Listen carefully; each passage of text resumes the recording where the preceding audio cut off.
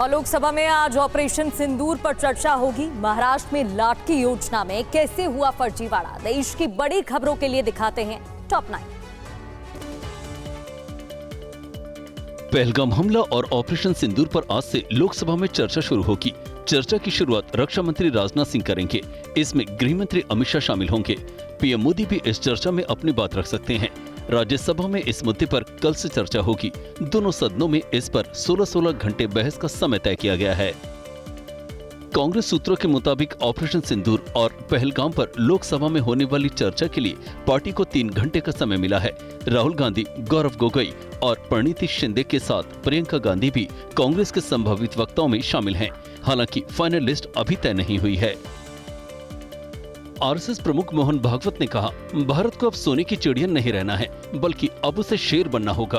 केरल के एर्नाकुलम में राष्ट्रीय शिक्षा सम्मेलन में भागवत ने कहा, दुनिया सत्य की बात नहीं समझती। UEM Jaipur is a perfect target for prospective students aspiring for good jobs, good education with future-ready skills. शक्ति की बात समझती है तो शक्ति संपन्न भारत होना चाहिए। उन्होंने कहा, इंडिया तो भारत है, लेकिन भारत का अनुवाद ना हो। भारत को भारत ही लिखा और पढ़ा जाए। एनसीपी शरद गुट की सांसद सुप्रिया सुले ने आरोप लगाया है कि महाराष्ट्र में लाटकी योजना 14,000 से ज्यादा पुरुषों ने गलत तरीके से फायदा उठाया, जिससे सरकारी खजाने में करीब 21.5 करोड़ का नुकसान हुआ है। उन्होंने ईडी, सीबीआई या एसआईटी बनाकर जांच कराने की मांग की है। डिप्टी सीएम अजीत पवार ने कहा है कि जिन पुरुषों ने फर्जी तरीके से लाभ लिया है, उनसे पैसे वसूले जाएंगे। पैसे नहीं लौटाने वालों पर कानूनी कार्रवाई की जाएगी। बिहार में वोटर लिस्ट रिवीजन पर आज सुप्रीम कोर्ट में सुनवाई होगी। इससे पहले एसआईआर के पहले चरण के पूरा होने के बाद चुनाव आयोग ने कहा है कि योग्य मतदाताओं को शामिल करने और अयोग्य को बाहर करने के लिए 1 महीने का समय दिया जाएगा। 1 अगस्त से 1 सितंबर तक छूटे नाम शामिल कराए जा सकते हैं। 65 लाख मतदाताओं के नाम अलग अलग वजहों से हटाए गए हैं।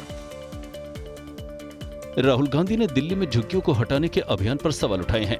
राहुल रविवार को अशोक विहार के जेलरवाला बाग और वजीरपुर झुग्गी बस्ती पहुंचे और प्रभावित परिवारों से मिलकर उनकी समस्या सुनी। उन्होंने वीडियो शेयर करके लिखा, लोगों के सिर से छत छीनना गरीबों के प्रति बीजेपी की संवेदनहीनता और सत्ता के घमंड को उजागर करता है। समाजवादी पार्टी की सांसद डिंपल यादव पर अभद्र टिप्पणी करने वाले मौलाना साजिद रशीदी पर लखनऊ में कई धाराओं में केस दर्ज किया गया है। एफआईआर एसपी के एक नेता प्रवेश यादव ने कराई है। रशीदी ने एक मस्जिद में समाजवादी पार्टी के नेताओं की बैठक में शामिल होने पर डिंपल यादव के खिलाफ अभद्र टिप्पणी की थी।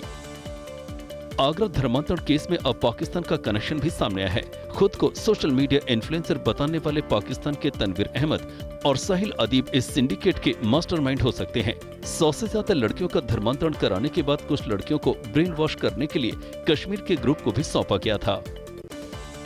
एशिया कप में भारत और पाकिस्तान के बीच होने वाले क्रिकेट मैच को लेकर बीजेपी नेता बृजलाल ने कहा कि किसी तीसरे देश में मैच खेलने में कोई परेशानी नहीं होनी चाहिए। तो वहीं शिवसेना सांसद प्रियंका चतुर्वेदी ने कहा, अगर मैच हुआ तो इस सरकार के साथ बीसीसीआई की भी नाकामी होगी।